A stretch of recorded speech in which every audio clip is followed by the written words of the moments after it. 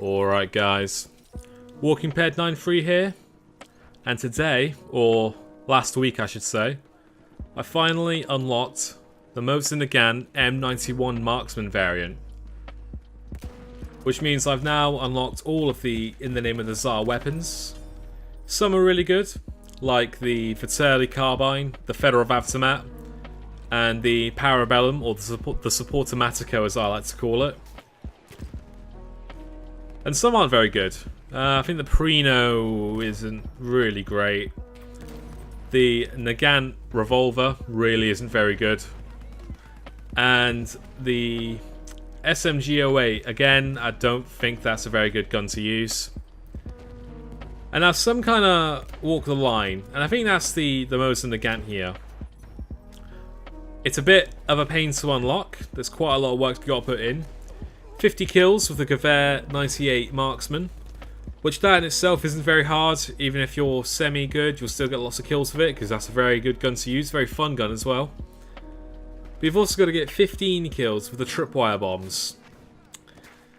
And now, about 4 of those kills I got before the buff, where they did 72 damage.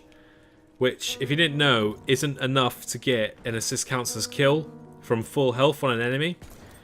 And now, I do understand that, because a normal body shot with most sniper rifles will do 72 damage. So it makes sense that a scout-only gadget will also do 72 damage. But it's not very good for being... It's not very effective, let's say, at being aggressive. And now in the last patch, they did buff it to do 80 damage, which is enough to get an assist counts as kill. And that's where the majority of my kills with it came from. But to get those kills, I did things that I'm not proud of.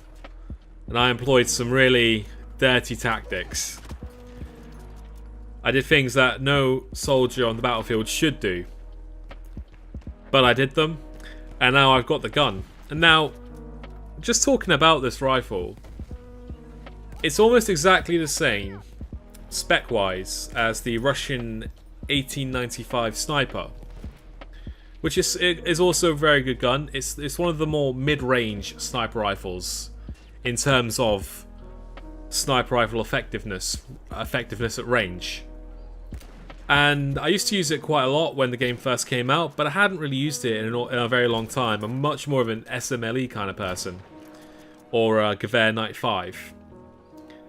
So kind of using this was a bit tricky to get used to at first. It took me a few rounds to really find a groove with it. And look at this, guys, some premium quick scopes here. But eventually I decided to ditch the theatrics and just snipe the guys normal. But as I was saying, it takes a bit of time to get used to, at least for me. Because I hadn't used the Russian 95 in a while. But like I said, once you get used to it, it is really fun to use. And you see I'm running here with the elite skin, the Bosch Cavera, I believe is how it's pronounced, I might be wrong.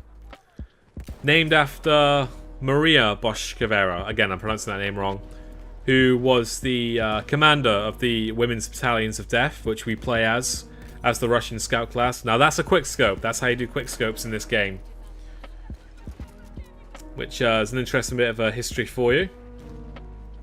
And it was getting this skin in the battle pack that kind of motivated me more to say, no, Andrew, come on, you've got to unlock this weapon. You've unlocked them all. You've got to unlock it. And aside from being a very good-looking weapon, especially with this skin on, it's something about it. I think it's the animations, the animation of reloading the bolt. And then the reload animation itself. It's just different from the other scout rifles. The Lebel does a similar thing. It seems to me that all of the DLC weapons, especially the scout weapons, they treat them a bit differently than they do the vanilla weapons. Which is fine by me, because these are like the premium weapons, supposedly. Even though some of them aren't very good. And did you see that? I sniped him in the gap between the track and the ground, which was very good for me. But yeah, as I was saying, there's just something about this weapon. I don't know. I think the way to describe it is it's very slick. The animations for it are very smooth. They're not very jarring. I think that the Labelle and the Gewehr 98 have very janky animations. Very abrasive movements of your soldier. Which I understand, again, because, you know, it's supposed to depict a quote-unquote realistic scenario. But, yeah, I don't know what it is about this gun, man. It's very slick to use. And once you kind of get used to the ranges that you're accustomed to, sorry, you can have a good time with it. You've seen I've got a few good kills in this round. This is defending on the Red Tide operation, which is the better of the two operations this DLC has to offer. And speaking of which, I don't think that DICE has really put in enough,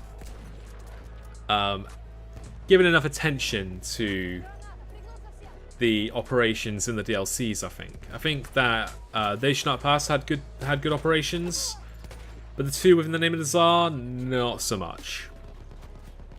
But anyway, guys, that's the end of this video. Thank you so much for watching. If you enjoyed it, by all means, leave me a like and a comment. Maybe think about subscribing while you're down there. If you didn't, you can dislike. I don't mind. And I'll see you in the next one.